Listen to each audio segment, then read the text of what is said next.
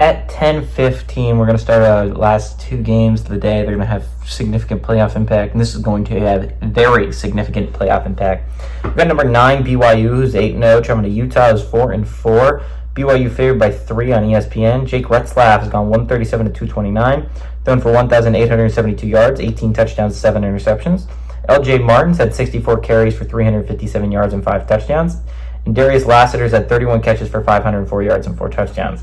Isaac Wilson's gone 98 of 177, thrown for 1,200 yards, 8 touchdowns, 8 interceptions. Micah Bernard has had 130 carries for 782 yards and 3 touchdowns. And Dorian Singer's had 39 catches for 540 yards. Utah's 59-32 against BYU all time. Last game to go to BYU in 2021, though. BYU has not gone on the road and beaten Utah since 2006. And Utah has won 9 of the last 10 times these two teams have played. Whittingham is 11-4 as a head coach against BYU.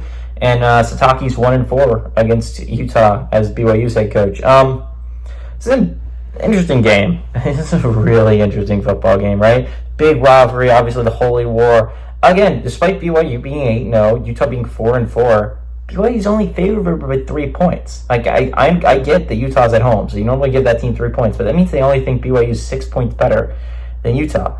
I don't think that's true. Utah's 4-0 start feels like forever ago now, right? Like, it feels like it's been so long since Utah started 4-0.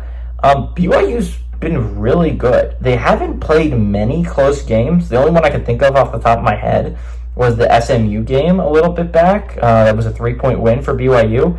But they've kind of dominated most games they've had. Like, unlike Iowa State, that eked by against UCF, BYU beat UCF pretty handily. Like, BYU has looked really good. Not only they beat Kansas State handily, they've beaten their Big 12 opponents pretty handily so far this year. Utah was on track. Honestly, I was a big Utah makes the playoffs this year kind of guy. Like, I legitimately thought they were the best team in the Big 12. That was with Cam Rising, though, right? Like, and I assumed Cam Rising was going to be back to Cam Rising of like 2 years ago when they went 10-2, won the Pac-12, right?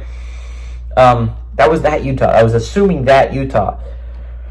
We didn't get that Utah. And as much as I respect Whittingham as a coach, and I think he's a great coach, he's done a great job at Utah, this isn't a good football team. It's just not. Not with Isaac Wilson at quarterback. I legitimately think it might be his last year here again.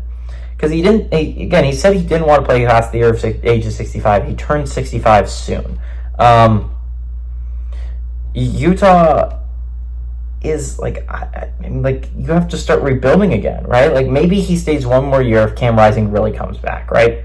And maybe he's like, he'll make that his year. But like I don't think the answer to quarterback is on this roster. I just don't think that's the case. BYU is a really good football team, and I think they're overshadowed. This is a really, really good football team. BYU should not be number 9 in the nation. They should be significantly higher. They should be ahead of SEC teams. I'll be so for real with you right now. If a one-loss SEC team gets a higher seed than an undefeated BYU team, that's legitimate disrespect for what BYU's been able to accomplish this season. This team wasn't picked to finish in the top half of the Big 12.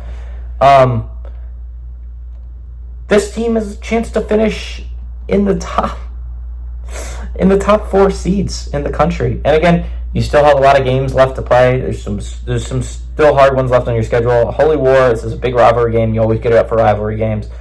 That being said, I think BYU is a significantly better team than Utah. Give me BYU to win and cover on the road.